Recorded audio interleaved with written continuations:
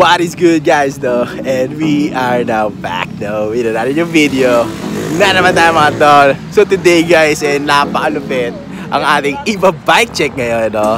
Kasama natin no, ang ating bagong newly graduate no, si Dr. Makwan no. Ayan siya. So ito guys iba bike check natin no, ang kanyang napakalupit na enduro bike. No? Tingnan natin. Today, yan natin junior, na si Dr. Makwan, no?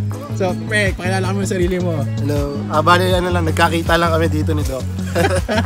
So, ito guys, ngayon napakalupit na intense, no?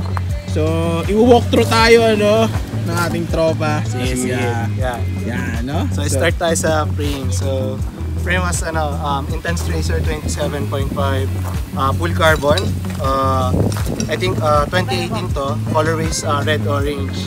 Then it is equipped with Fox X2. Pang mayaman to pre. So bagay na bagay. 160mm travel in front. Then we're running sa front part naman 180mm na Fox 36 2020 Grade 2 version. Diba? About naman dito sa yung napakalupit na cockpit.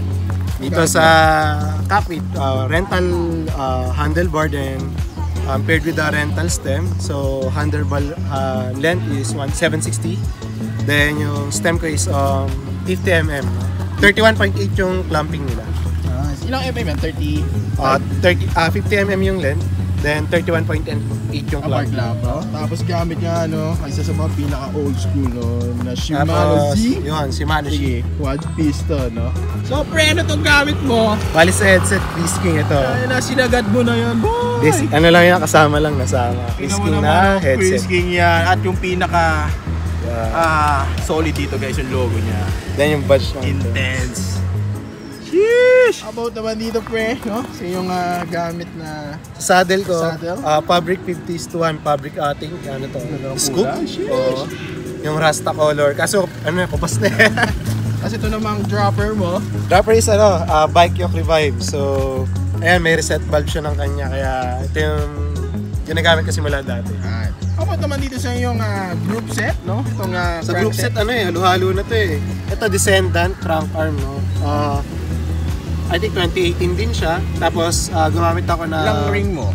3040 na Pasquest, no? Narrow wise. Ano naman guys, ilan to? 32? 34.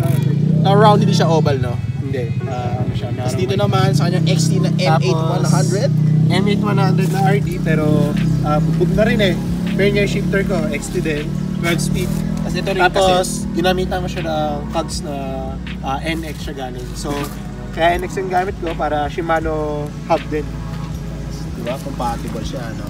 Ito naman guys, yung kanyang napakalupit, no? Na wheel set.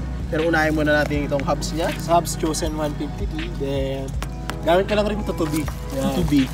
Sobrang tibay na ito. Yung ano mo pre, yung rotors mo, anong ginagamit mo? Rotors ko dati, Guitar XT. Pero, diba gamit nila ako, ito alligator to.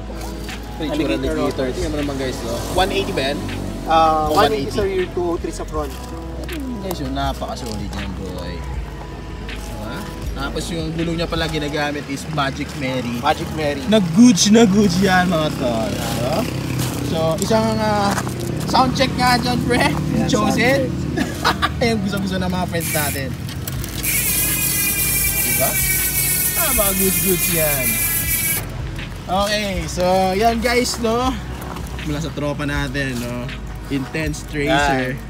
No, so, pre, salamat sa pag-share. Slapsoil MTV. Ayan, so again guys, no? Subscribe para marami tayong matulungan. Let's go!